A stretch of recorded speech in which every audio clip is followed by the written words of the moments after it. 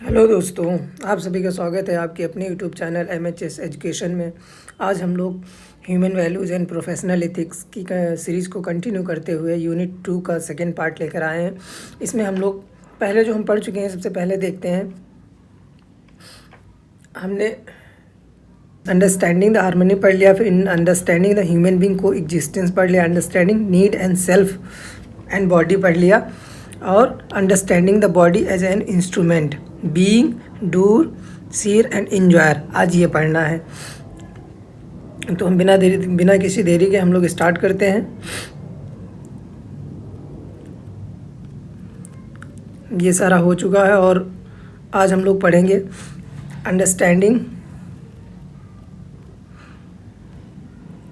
The body as an instrument being doer seer and enjoyer. अब ये जो terminology दिख रही है, door Seer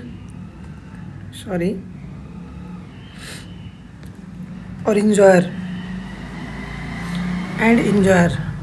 door seer and enjoyer.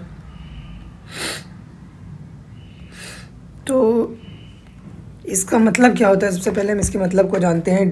Door मतलब होता है सब्जेक्ट यानी कि कर्ता। ठीक है, डूर मतलब सब्जेक्ट यानी कर्ता, जो करने वाला है, सारे काम जिसके द्वारा किए जाते हैं वो। और यहाँ पे सीर का मतलब है देखने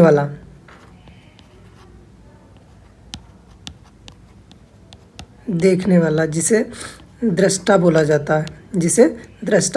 वहीं इंजॉयर मतलब भोक्ता, जो इंसान चीज़ों का क्या करता है, यूटिलाइज करता है, उसको क्या बोला जाता है? भोक्ता बोला जाता है।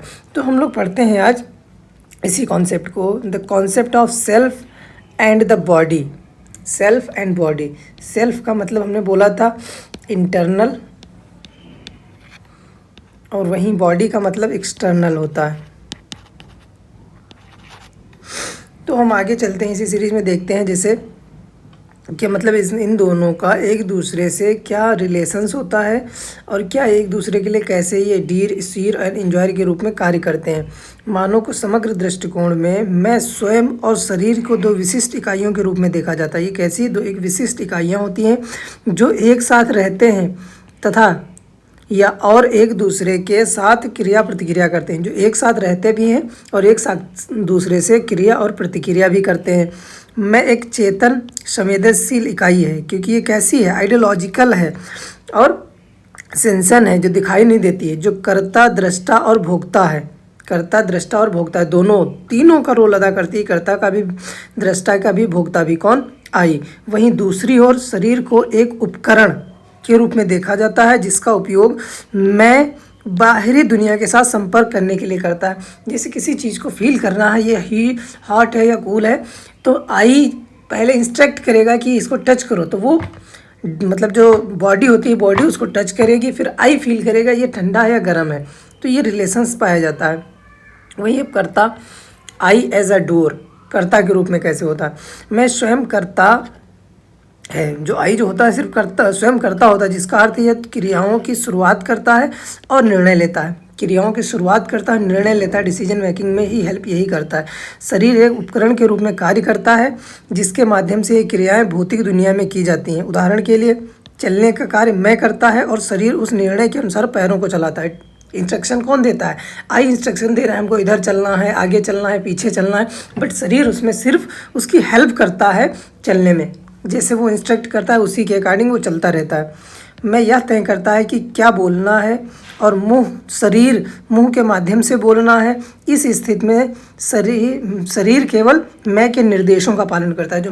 जो शरीर होता है यानी कि मुंह, वो सिर्फ आई के इंस्ट्रक्शन को फॉलो करता है। जैसे ही आई बोलता है वैसे वो बोलता चला जाता है, हेल्प लेता रहता है आई की, क्योंकि वो इंस्ट्रक्ट करता है। फिर देखते हैं दृष्टा, आई एज द डूर, ये सीर यानी कि दृष्टा। तो इसका काम होता है, दृष्टा व पर्यवेक्षक है, जो शरीर की इंद्रियों के माध्यम से दुनिया को देखता है। शरीर इस अवलोकन का माध्यम होता है। वहीं आँखों के माध्यम से मैं जो होता है दृष्टा देखता है, आँखों के माध्यम से दृष्टता का फॉर्म देखना करता है। कानों के माध्यम से सुनता है। त्वचा के माध्यम से मैं जो होता है सर्दी, गर्मी, दबाव जैसी संवेदनाओं को महसूस करता है। मैं इन इंद्रिय इनपुट का अवलोकन और प्रसंस्करण करता है।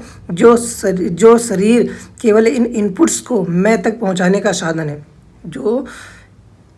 और शरीर केवल इन इनपुट्स को मैं तक पहुंचाने का साधन होते हैं।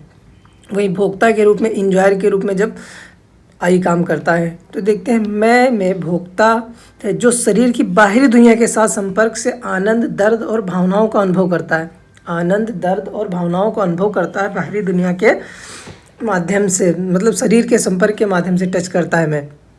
वहीं हालांकि यह शरीर नहीं है जो आनंद या कष्ट अनुभव करता है, मैं है जो इन भावनाओं को महसूस करता है। मैं के द्वारा ही महसूस किया जाता है।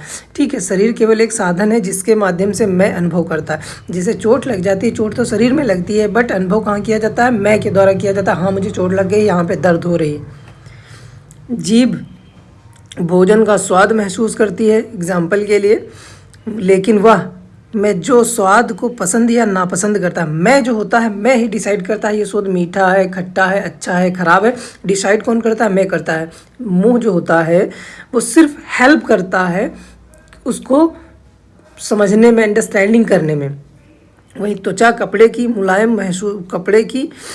को मुलायमता महसूस करती है, लेकिन यह मैं है जो आराम का आनंद लेती है। अच्छा कपड़ा होगा तो क्या होता है, शरीर के लिए तो कंफर्टेबल होता है, बट किसको आराम मिलता है? बॉडी को नहीं मिलता है। बॉडी को तो मिलेगा, बट आई उसका सुकून लेता है, आनंद लेता है। मैं शरीर के माध्यम से संतुष्टि, खुशी, असुविधा या दर्द का अनुभव करता है, लेकिन शरीर स्वयं इन भावनाओं से अनभिज्ञ है। शरीर खुद अपने आप नहीं कर सकता जब तक मैं को नहीं पता चलेगा कि क्या हो रहा है। Relationship between I and body, relationship की बात करते हैं तो आई एंड बॉडी आर इंस्ट्रिक्टली connected but they are serve different purpose. मतलब एक तरह से वो कनेक्टेड होते हैं पर अलग अलग कार्य करते हैं। तो हम देखते हैं मैं निर्णय लेने वाला होता है, जबकि पर्यवेक्षक और भावनाओं और अनुभवों को महसूस करने वाला होता है। मैं जो होता है निर्णय लेने वाला और एक पर्यवेक्षक के रूप में कार्य करता है और भावनाओं और अनुभवों को महसूस करता है। लेकिन वहीं शरीर की बात करते हैं तो शरीर केवल एक उपकरण है जो मैं को खुद को व्यक्त करने और भौतिक दुनिया के साथ मैं के संपर्क को स्थापित करने की अनुमति देता है। यहाँ मुख्य समझ यह है कि शरीर को मैं से स्वतंत्र नहीं समझा जाना चाहिए, बल्कि एक उपकरण के रूप में देखा जाना चाहिए जिसका उपयोग मैं अपने कार्यों को पूरा करने के लिए करता है। मैं अपने कार्यों को पूरा करने के लिए शरीर की सहायता लेता है। Miss identification of the I with the body, miss identification जो पहचान नहीं कर पाता है। जैसे अक्सर लोग खुद को शरीर से जोड़कर देखते हैं, यह सोचते हैं कि शरीर की ही क्रियाओं, भावनाओं और आनंद का स्रोत है। अक्सर लोग ऐसा सोचते हैं कि शरीर को आनंद चाहिए, क्रियाएं चाहिए जो करता है, और जो भावनाएं उसको मिलती हैं, फीलिंग्स मिलती हैं, वो सारी शरीर को मिलती हैं। बट एक्चुअली ऐसा नहीं होता है। इससे शरीर आवश्यकताओं और आराम सुविधा पर अत्यधिक ध्यान केंद्रित हो जाता है, जबकि मैं गहरी आवश्यकताओं, सुख की अपेक्षा की जाती है। सुख किसको चाहिए होता है? शरीर को नहीं, मैं को चाहिए होता है। बट बाहरी दुनियावी दिखावा यानी कि आराम किसको चाहिए होता है? जैसे हमने बोला था, आराम और सुख। आराम चाहिए होता है बॉडी को, वहीं सुख चाहिए होता है आई को, और ये कंटिन्यू चाहिए होता है। ठीक है, जबकि ये टेम्परेरी होता है, रेरी होता है। जैसे अभी तुमने खाना खाया, खाना खाने के बाद कुछ देर फिर तुमको भूख लग जाएगी तो फिर तुमको खाना पड़ेगा। बट जो सुख होता है, अगर एक बार सुख मिला वो तुमको कंटिन्यू सुख चाहिए रहता है। तो ये इतना डिफरेंस होता है। Achieving harmony between I and body के बीच सामंजस्य को प्राप्त करने के क्या क्या तरीके हैं? जैसे एक संतोषजनक और संतुलित जीवन के लिए मैं को वास्तविक अनुभव करता और शरीर को उसके उपकरण के रूप में पहचानना महत्वपूर्ण है। मैं को वास्तविक अनुभव करता, जो वास्तविक जो रियल होता है फाउंडर, उसके रूप में, और शरीर को उसके उपकरण के रूप में पहचानना महत्वपूर्ण। इस संबंध को समझकर हम शरीर को समझदारी से उपयोग कर सकते हैं ताकि यह मैं की आवश्यकताओं के अनुरूप कार्य कर सके।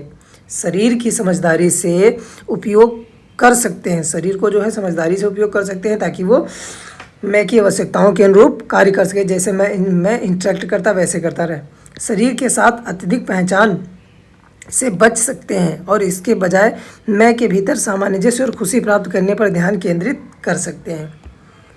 अब हम पढ़ते हैं understanding the characteristic and activities I and harmony in I. I और हारमोनी, आई के साथ सामंजस्य, मैं के साथ संबंध क्या है इसके बारे में समझते हैं। कैरेक्टरिस्टिक ऑफ आई या सेल्फ के साथ। The I also referred to as the self consciousness. Self consciousness मतलब स्वयं चेतना की बात करता है, सेल्फ और कॉन्शियसनेस की बात करता है। It distinct from the physical body and has its own set of the characteristics. Understanding these characteristic is crucial for achieving inner harmony की बात करता है। क्या कहता है देख लेते हैं। जैसे अवेयरनेस की बात करता है, ठीक है। अवेयरनेस क्या होता है किसी चीज़ को। फिर डिज़ायर्स, थॉट, एक्सप्रेशन, ये कहाँ पाए जाते हैं, ये सारी चीज़ें आई के अंदर पाई जाती हैं। जो अवेयरनेस होती है, मैं की मूलभूत विशेषता चेतना है, अंडरस्टैंडिंग है, ठीक है। उसकी कॉन्शियसनेस है, क्या वो सोच रहा है। मैं स्वयं अपने परिवेश और अपनी अंतःक्रियाओं के प्रति हमेशा सजग रहता है, हमेशा एक्टिव रहता है। मैं जितनी भी अंतःक्रियाएं, इंटरनल एक्टिविटीज़ होती हैं, यह कॉन्शियस मतलब चेतना में मैं को देखने, सोचने, विचार करने की क्षमता देता है। मैं को ही इस योग्य बनाता है कि वो कुछ सोच सके और उसके बारे में रिफ्लेक्ट कर सके, उसके बारे में जानकारी प्राप्त कर सके। तो वो सब कौन करता है, मैं करता है। वही बात करते हैं डिजायर्स, थॉट एंड एक्सप्रेशन। इसमें क्या होता है, it is operate through desires मतलब इच्छा। डिजायर्स क्या होती है, इंसान की इच्छाएं होती हैं। थॉट मतलब विचार होते हैं। एक्सप्रेशन मतलब आस्था होती है। एक्सपेक्टेशंस मतलब आस्थाएं होती हैं। तो इसको सिंपल अभी समझते हैं, जैसे डिजायर्स, थॉट, एक्सपेक्टेशंस। तो इच्छाएं जो होती हैं, इच्छाएं, ये डिजायर्स हो गई जाके। वहीं एस्पिरेशन,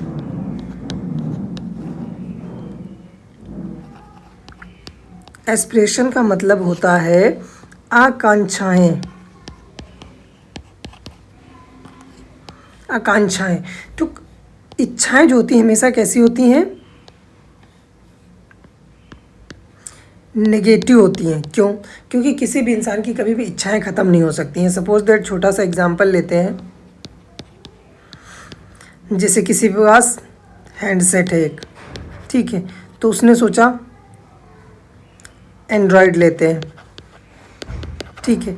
एंड्रॉयड से उसने कहा आईफोन लेते हैं, आईफोन से कहा आईफोन 16 लेते हैं। तो ये क्या हो रही हैं, इच्छाएं उसकी बढ़ती जा रही हैं। जितनी ही समय बढ़ता जा रहा है उतनी इच्छाएं बढ़ती जा रही हैं। तो ये क्या होती हैं, इच्छाएं नेगेटिव होती हमेशा बढ़ती रहती हैं और किसी भी एक रिजल्ट के बाद शांति नहीं मिली। वहीं आकांक्षाओं की बात करते हैं, इससे प्राप्त करने के बाद जो हमें आकांक्षाएं मतलब कि एक शांति मतलब सुख प्राप्त होता है। किसी चीज़ को प्राप्त करने से जो सुख प्राप्त होता है उसे आकांक्षाएं कहते हैं। और ये लिमिटेड होती हैं, ना कि मतलब बहुत ब्रॉड होती हैं, जबकि लिमिटेड होती हैं। और इससे इंसान अपनी सारी इच्छाओं को फुलफिल कर लेता है और उस चीज़ से आनंद को प्राप्त करने लगता है। तो वो क्या कहलाती हैं, आकांक्षाएं कहलाती हैं। अब देखते हैं इच्छा।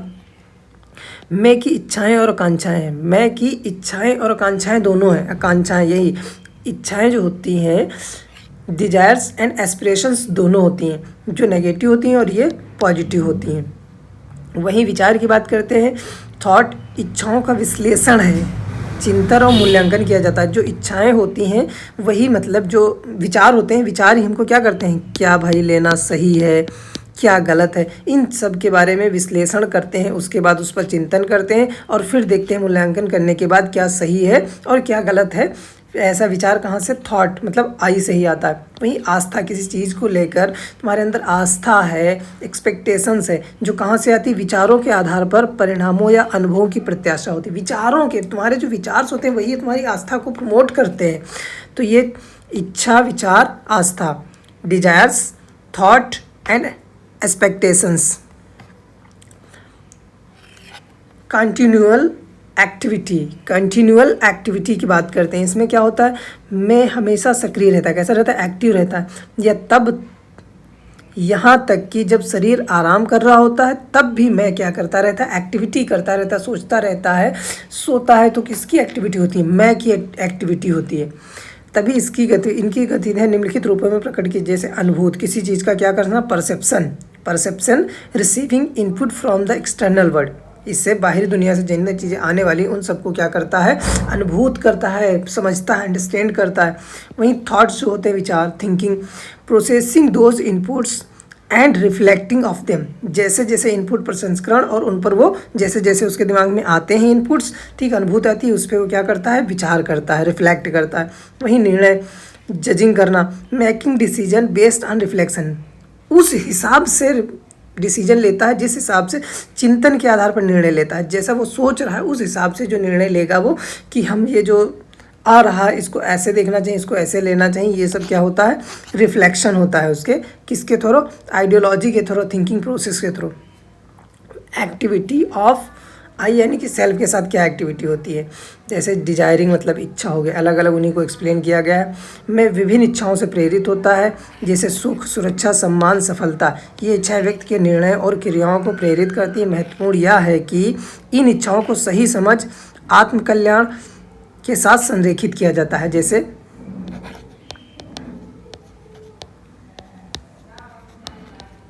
राइट अंडरस्टैंडिंग जब होती है तो क्या मिलता है, रिलेशन कैसे रहते हैं, जब राइट अंडरस्टैंडिंग होगी तो रिलेशंस अच्छे होंगे, और वैसे ही जब रिलेशंस अच्छे होंगे तो फिजिकल फैसिलिटी तुम्हें मिलेंगी। ये भी आगे एक्सप्लेन करेंगे फिजिकल फैसिलिटीज़ क्या आती है। रिलेशंस अच्छे रहते हैं, दोस्त दोस्त के बीच, भाई भाई के बीच, अननोन पर्सन के बीच तुम्हारे रिलेशन, जब तुम अंडरस्टैंडिंग होगी तुम उसे उस आसानी से समझ सकते हो, ये बंदा कैसे सोचता है, कैसे विचार करता है, कैसे चीज़ों को अडॉप्ट करता है, कैसे ये मतलब एक्ट करता है चीज़ों को। जब उसकी अंडरस्टैंडिंग तुम्हारी और उसकी सही होगी तभी तुम आगे उससे अच्छे रिलेशंस बना सकते हो। जब तुम्हारे अच्छे रिलेशंस होंगे तो तुम क्या करोगे, हमेशा पॉजिटिव वे में सोचोगे और अच्छी फिजिकल फैसिलिटीज़ पाओगे, भौतिक सुविधाएं पाओगे, जिससे तुमको क्या मिलेगा, आगे चल के सुख मिलेगा, आनंद मिलेगा, स्नेह मिलेगा, सारी चीज़ें तब मिलेंगी। वही बात कर रहा है।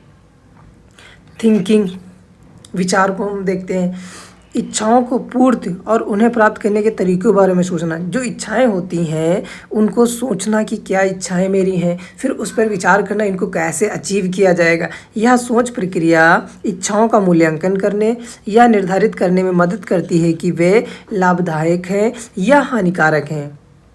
भाई तभी तो जानोगे ये सही है या गलत है।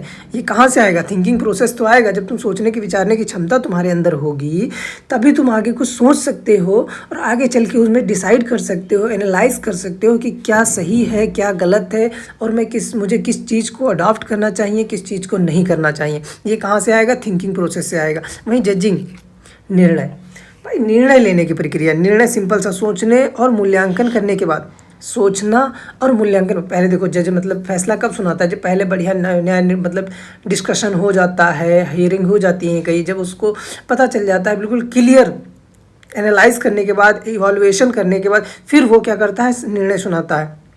तो सोचने और मूल्यांकन करने के बाद मैं सही कार्रवाई का निर्णय लेता है। किस चीज़ का, राइट, जो चीज़ सही होता है उसका निर्णय लेता है। यह निर्णय सामंजस्य, हार्मनी और वेलफेयर, कल्याण की समझ पर आधारित होना चाहिए, ना कि तत्कालिक इच्छाओं पर। ऐसा नहीं कि जो उस समय की नीड्स हैं, जो उस या डिजायर्स हैं, उसके आधार पर हम अपनी सोच को, अपने अपनी जजिंग को इम्प्लीमेंट कर दें। नहीं, हमको कैसे करना है, वो कैसा होना चाहिए, लोगों को ऐसा सामंजस्य बना के रखता हो और वो कल्याण की बात करता हो, तब हम उन ऐसी चीज़ों को क्या करेंगे, अडॉप्ट करेंगे और उसमें निर्णय लेंगे कि ये सही या गलत है। वहीं बात करते हैं हार्मनी इन सेल्फ में। देखो राइट अंडरस्टैंडिंग की बात करता है। सही समझ क्या होती है, मैं मतलब आई में सामंजस्य सही समझ से शुरू होता है। जब राइट अंडरस्टैंडिंग होगी तभी तुम हार्मनी मतलब सामंजस्य होता है, एक दूसरे के भी रिलेशन, संबंध को समझना, जो आत्म और दुनिया की वास्तविक समझ पर आधारित होता है। जो सेल्फ की और दुनिया के साथ क्या रिलेशंस हैं, क्या अंडरस्टैंडिंग है, उसको समझने पर ही तो डिपेंड करता है।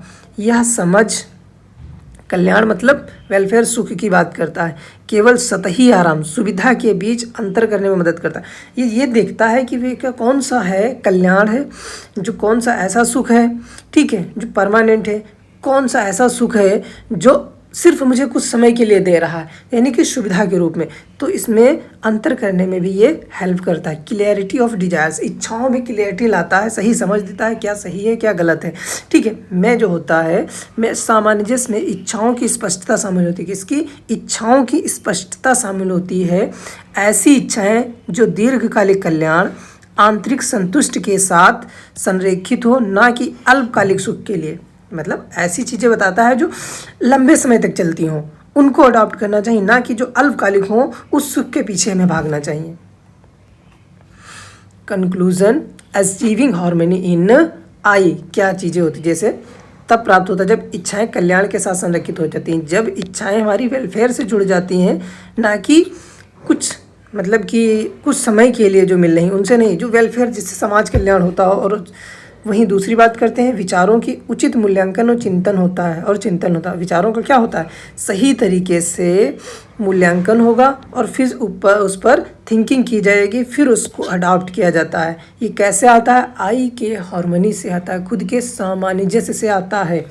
वहीं निर्णय संतुलित कार्यों की ओर ले जाता है, और जो हमारा जजिंग होता है वो हमें सही और कल्याणकारी कार्यों की ओर लेके जाता है। तो देखते हैं, मैं जो होता है, मैं सामंजस्य, आंतरिक शांति, संतोष और दीर्घकालिक खुशी की स्थिति की ओर ले जाता है, जिससे दूसरों और पर्यावरण के साथ सामंजस्य बनाए रखना आसान होता है। अब हम पढ़ते हैं अंडरस्टैंडिंग।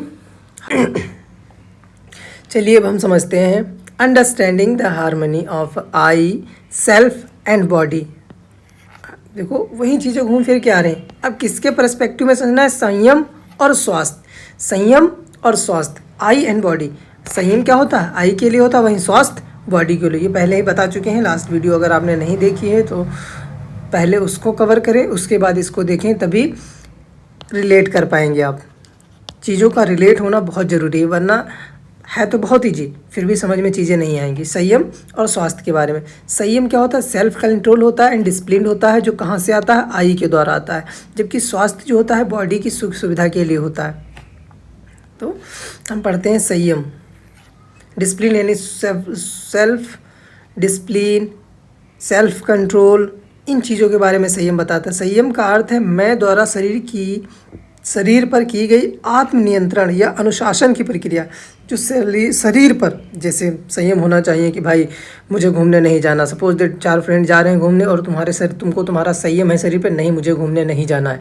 तुम्हें मतलब संयम है, कंट्रोल है, डिसिप्लिन हो कि मुझे ये चीज़ नहीं खरीदनी है जो आरामदायक है बट वो मेरे किसी काम की नहीं है। शरीर को जो आराम मिलेगा वो कुछ क्षण के लिए मिलेगा, जो परमानेंट मुझे आराम देना है वो हमसे किसी चीज़ से मिलेगा? चैरिटी से मिलेगा।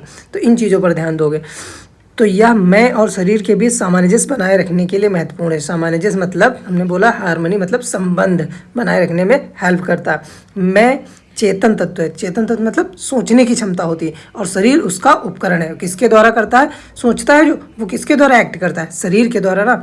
मैं अपने विचारों और निर्णयों के माध्यम से शरीर को संचालित करता है। मैं ही तो शरीर को मतलब अपने जो उसके थॉट्स होते हैं, क्या करना है क्या नहीं करना है, कहाँ चलना है कहाँ नहीं चलना है, डायरेक्शन देने का काम, इंस्ट्रक्ट करने का काम कौन करता है? मैं करता है। तो वहीं संयम का अभ्यास करके मैं यह सुनिश्चित करता है कि शरीर की क्रियाएं आत्म और दूसरों के कल्याण के साथ संरेखित होती हैं। जो शरीर की क्रिया होती है किसके? सिर्फ अपने ही नहीं, दूसरों की भी सहायता करके, दूसरों के कल्याण के बारे में सोच के हम उन चीज़ों को अचीव कर सकते हैं। वो कहाँ से आता है? अभ्यास से आता है, प्रैक्टिस से आता है। मैं ठीक। संयम शरीर से जुड़ी अत्यधिक इच्छाओं जैसे भोजन, नींद, आराम में क्या होता है? लिप्तता है, जो को नियंत्रित करता है। जब भूख कब लग रही, कब खाना है कब नहीं खाना, सोना कब है कब नहीं सोना है, ये मैं ही तो बताता है। आराम कब करना है कब नहीं करना है, ये मैं ही बताता। शरीर अपने आप नहीं करने लगा, जिससे शरीर संतुलित और स्वस्थ रूप से कार्य करता है। जब शरीर को जब आराम की जरूरत होती है तो कौन करने को बोलता है? मैं बोलता है, कहता भैया अब तू आराम कर ले, बहुत तूने काम कर लिया है। ठीक है, जब आराम मिलेगा तो उसका स्वास्थ्य भी कैसा रहेगा? अच्छा रहेगा। अच्छा खाना खाएगा, अच्छा से नींद लेगा तो क्या होगा? उसका शरीर अच्छा रहेगा, स्वास्थ्य रहेगा। तो संयम जो होता है क्या हेल्प करता है? शरीर को स्वस्थ रहने में भी हेल्प करता है। संयम हेल्प करता है स्वस्थ शरीर रहने में। स्वास्थ्य हेल्थ या वेलबींग की बात करें, स्वास्थ्य क्या होता है, मतलब आपकी हेल्थ वो कहाँ से मिलेगा, आई से मिलेगा। देखो स्वास्थ्य का अर्थ है शरीर का स्वस्थ और सामंजस्य कार्य, सामंजस्यपूर्ण कार्य जो होते हैं वो कैसे, शरीर का स्वास्थ्य और सामंजस्य कार्य जो मैं के निर्देशन में होता है, मतलब जो मैं इंटरेक्ट करेगा उसी अकॉर्डिंग शरीर का स्वास्थ्य रहेगा और उसके कोऑर्डिनेशन रहेगा। जब दोनों हाथ कोऑर्डिनेट होना चाहते हैं, दोनों मिलना चाहते हैं, तो जब आई इंटरेक्ट करता है तभी तो मिलते हैं, वरना तो ऐसे पड़े हैं बेजान, नर्वस सिस्टम खत्म, पूरा शरीर खत्म। जब शरीर स्वस्थ होता है तो वह मैं द्वारा सौंपे गए कार्यों को प्रभावी ढंग से करता है। जब से मैंने कहा भैया तुझे यहाँ से स्कूल जाना है, ये अब हाँ यहाँ से वहाँ जाना, मैंने इंटरेक्ट किया, ये तब हो पाएगा अगर शरीर स्वस्थ है। अभी तुमको फीवर हो, बहुत तगड़ा फीवर हो, तुमसे बोला जाए 5 किलोमीटर पैदल चले जाओ, नहीं चल पाओगे भाई, क्योंकि मैं तो इंटरेक्ट कर रहा, बट शरीर भी तो उसके कैपेबल होना चाहिए। तो शरीर जब इंटरेक्ट मतलब चलेगा या एक्ट करेगा तो उसको मैं इंस्ट्रक्शन देता है, बट उसके लिए स्वास्थ्य भी अच्छा होना चाहिए। इसके लिए वह शरीर की उचित देखभाल करता है, उसका पोषण करता है, व्यायाम करता है, एक्सरसाइज करता है और रेस्ट भी करता है। अच्छा स्वास्थ्य केवल रोगों की अनुपस्थिति ही नहीं होती है, यहाँ पे ये कहना चाहता है अच्छा स्वास्थ्य जो होता है सिर्फ रोगों की अनुपस्थित, मतलब अगर तुम बीमार नहीं हो तो ज़रूरी नहीं है कि तुम अच्छा स्वास्थ्य है तुम्हारा, ठीक है, बल्कि यह एक ऐसी अवस्था है जिसमें शरीर इष्टतम रूप में कार्य कर सकता है और मैं के लक्ष्यों को समर्थन कर सकता है, लक्ष्यों का समर्थन कर सकता है। मैं जो होता है शरीर की गतिविधियों को नियंत्रित करके और केवल उन आवश्यकताओं को पूरा करके शरीर के कल्याण को सुनिश्चित करता है जो शरीर के स्वास्थ्य के लिए जरूरी हैं। अत्यधिक सुख सुविधाओं से बचते हुए उन कार्यों को करता है। वहीं correct appraisal of physical needs, correct appraisal of physical needs के बारे में पढ़ते हैं। तो देखते हैं फिजिकल नीड्स सुविधा और कंफर्ट की बात करता है, क्या हमको सुविधा शरीर को मिल रही है, क्या कंफर्ट मिल रहा है, वो हमारी क्या है, फिजिकल नीड्स है। शरीर की कुछ विशेष भौतिक आवश्यकताएं होती हैं, शरीर की कुछ विशेष भौतिक अवस्थाएं, जैसे उसको भोजन चाहिए होता है, उसको वस्त्र चाहिए होता है, इसको हाउस चाहिए होता है, क्लोथ्स हो गए, फूड हो गया, जाके स्लीपिंग हो गई, जाके नींद हो गया जाके भाई, ये सीमित हैं और इन्हें वस्तुनिष्ठ रूप से पहचाना जा सकता है। इन आवश्यकताओं का सही मूल्यांकन निम्नलिखित रूप से प्राप्त किया जा सकता है, जैसे भोजन, आराम और अन्य मूलभूत आवश्यकताओं की आवश्यक मात्रा का आकलन बिना अधिक लिप्तता के, मतलब उतना ही जितने की ज़रूरत है उतनी प्राप्त करना। यह समझना कि भौतिक आवश्यकताओं को शरीर के स्वास्थ्य और कार्य क्षमता के समर्थन करने के तरीके से पूरा किया जाना चाहिए। यह समझना कि भौतिक आवश्यकताओं को शरीर के स्वास्थ्य और कार्य क्षमता का समर्थन करने के तरीके से पूरा करना चाहिए, ना कि कैसे भी नहीं। यह सुनिश्चित करना कि मैं अत्यधिक सुख या विलास की इच्छाएं ना उत्पन्न करें। ये भी देखना है कि मैं जो है बहुत ज़्यादा आराम या ऐसे इच्छाएं मतलब डिजायर्स ना पैदा कर दे जो फुलफिल ना की जा सके, जिससे शरीर को सुविधाएं ना मिल सकें, जिससे आत्म और शरीर के बीच असंतुलन उत्पन्न हो जाए, जिससे सेल्फ और बॉडी के बीच डिसबैलेंस हो जाए, ये भी ध्यान रखना रहता है।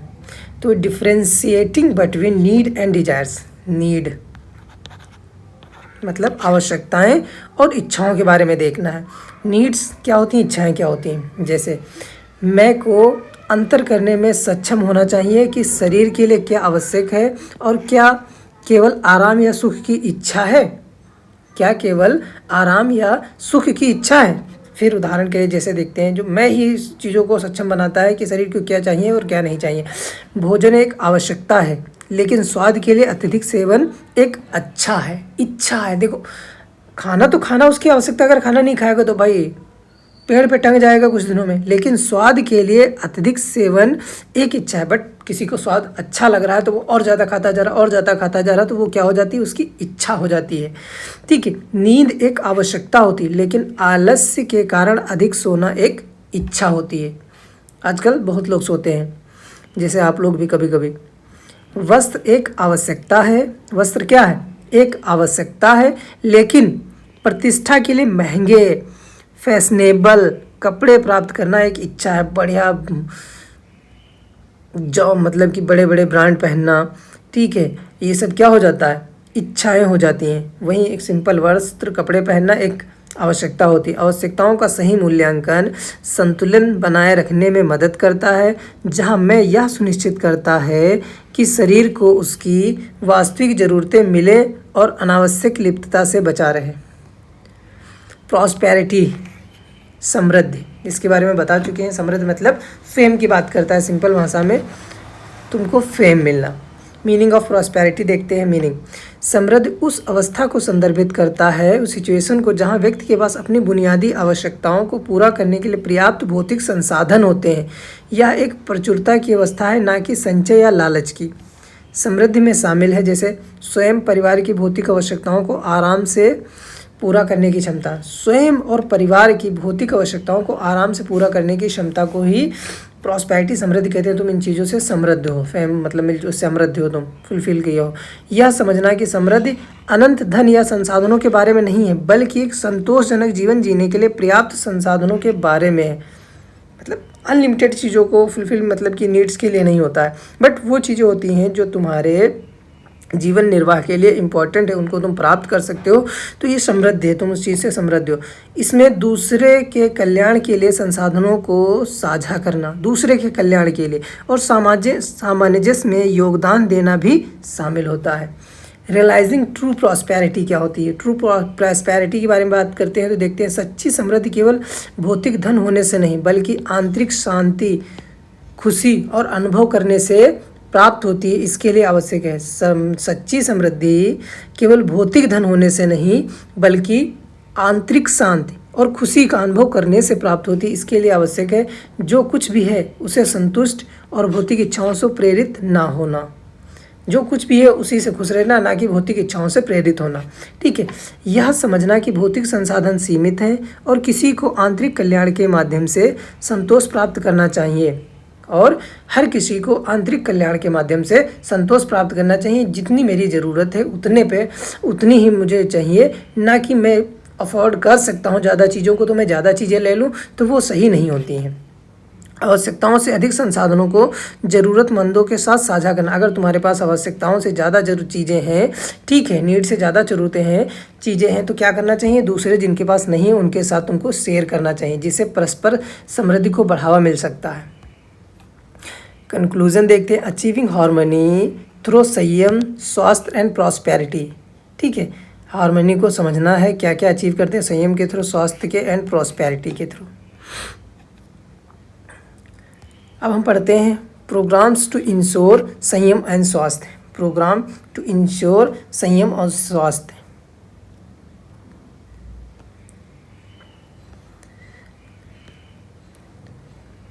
लास्ट यूनिट पढ़ रहे हैं हम लोग हैं, मतलब लास्ट पॉइंट इसका। प्रोग्राम फॉर इंश्योरिंग संयम यानी कि सेल्फ कंट्रोल एंड डिसिप्लिन क्या होता है ये बता चुकी। कैसे होता है? मेडिटेशन एंड माइंडफुलनेस प्रोग्राम चलाकर कैसे किया जा सकता है? माइंडफुलनेस प्रोग्राम चला के किया जाता है। जैसे ध्यान और जागरूकता कार्यक्रम, ध्यान और जागरूकता, जैसे क्या इसका पर्पज होता है?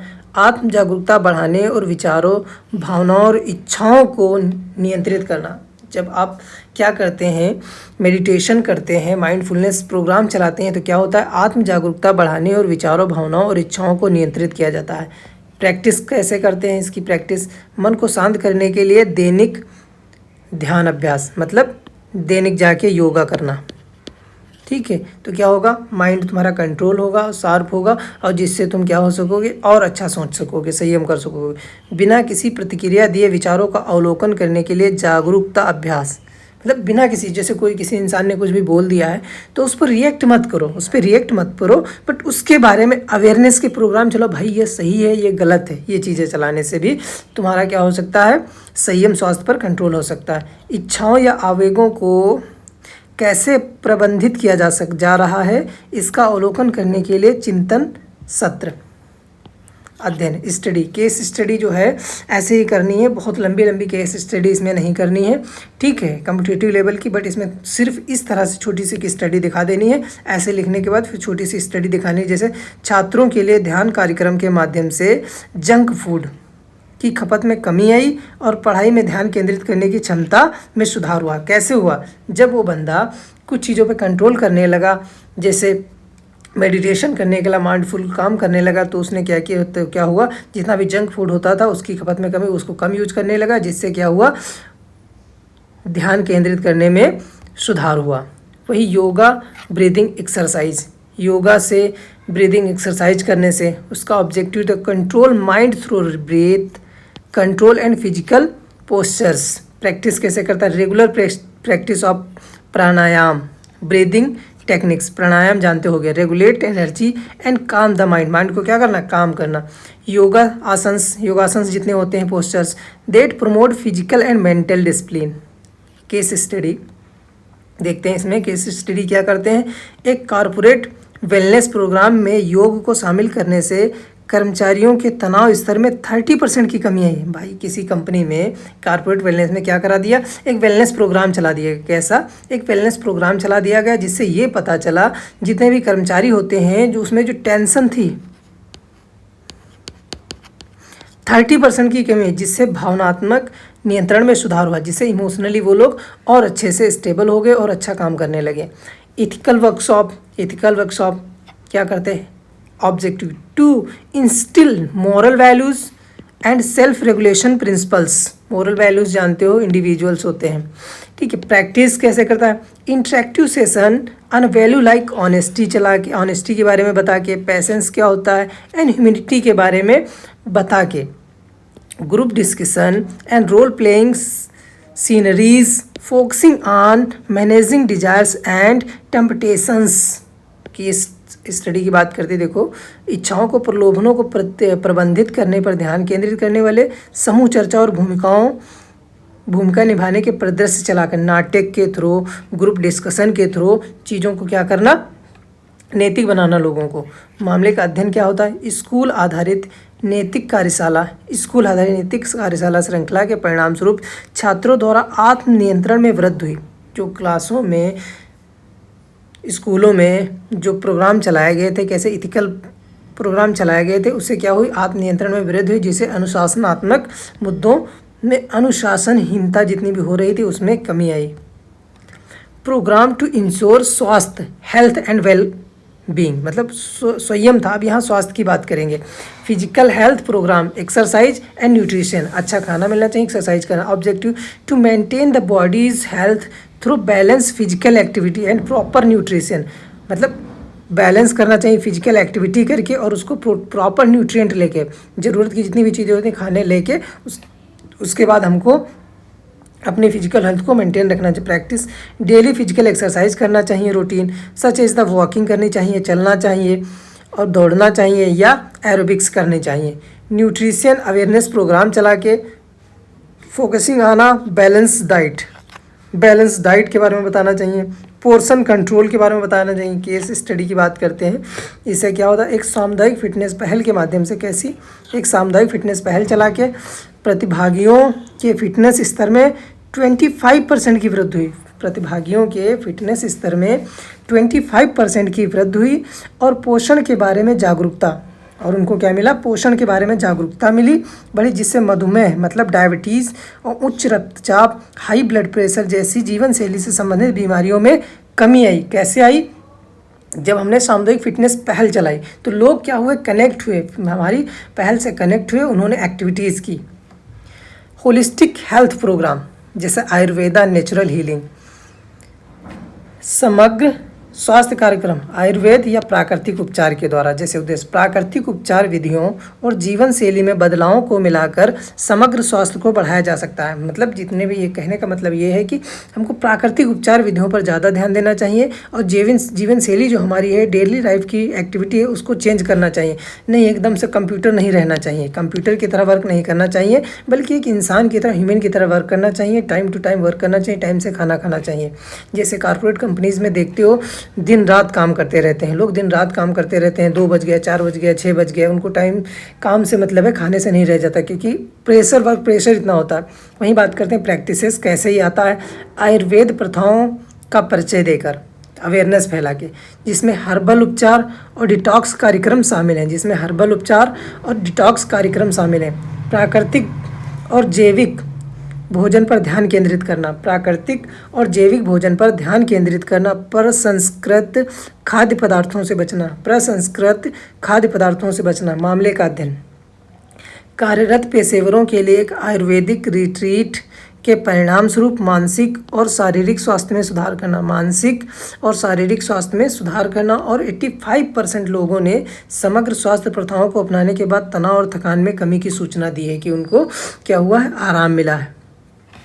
Mental health and well being initiative चलाकर, mental health and well being initiative चलाकर, देखो मानसिक स्वास्थ्य और कल्याण पहल चलाकर मानसिक भलाई को समग्र स्वास्थ्य के हिस्से के रूप में संबोधित करना, मानसिक भलाई को समग्र स्वास्थ्य के हिस्से के रूप में समझना। ठीक है, जो मानसिक मतलब हेल्थ जो होती है, मानसिक हेल्थ, उसके एक होलिस्टिक हेल्थ के बारे में समझना मानसिक भलाई को। वहीं अभ्यास कैसे आता है, तनाव प्रबंधन, मानसिक लचीलापन, भावनात्मक बुद्धिमत्ता सत्र चलाकर, तनाव प्रबंधन कार्यक्रम चलाकर, मानसिक लचीलापन चलाकर और भावनात्मक बुद्धिमत्ता पर सत्र चलाकर ऐसा किया जा सकता है। मानसिक स्वास्थ्य स्थिरता सुनिश्चित करने के लिए परामर्श और थेरेपी का प्रयोग यह शामिल किया जाता है। थेरेपी के द्वारा मामले का अध्ययन करने से क्या पता चला, विश्वविद्यालय परामर्श कार्यक्रम समूह में चिकित्सा प्रदान की गई, जिसके परिणाम स्वरूप मानसिक स्वास्थ्य जागरूकता में सुधार आई है और छात्रों ने अपने तनाव पर अधिक नियंत्रण महसूस किया है। प्रैक्टिस एक्सरसाइज, जैसे डेली जनरलिज एक्सरसाइज, राइट है डेली, ये तुम लोगों का काम है, daily reflection on how thought and desires were controlled. ठीक है, आइडेंटिफाई एरियाज वेयर मोर संयम डिसिप्लिन इज नीडेड, मोर संयम इज नीडेड, ऐसे कौन कौन से एरियाज हैं। बॉडी हेल्थ ट्रैकर के बारे में, maintain a daily log of a physical activity and food intake, क्या क्या लेते हैं। Assess how these habits impact physical and mental wellbeing, ये तुम लोगों को करना बहुत सिंपल है, कर लोगे ग्रुप डिस्कशन के through. Regular group discussion on real life challenges of practicing sanyam and swasthya, संयम और स्वास्थ्य को अपनी लाइफ में लाने के लिए कौन कौन से चैलेंजेस फॉलो को मतलब फेस करने पड़ रहे हैं। Share solution and personal experience, Hindi में लिखा हुआ है। आप लोगों का human values and professional ethics की सेकेंड यूनिट कंप्लीट हो गई है। और आगे की सीरीज से कनेक्ट रहने के लिए अगर आपको वीडियो पसंद आई हो तो लाइक, शेयर एंड सब्सक्राइब ज़रूर करें। थैंक यू फॉर वॉचिंग, और आने वाली वीडियो का वेट करें और हमारे चैनल से जुड़े रहें।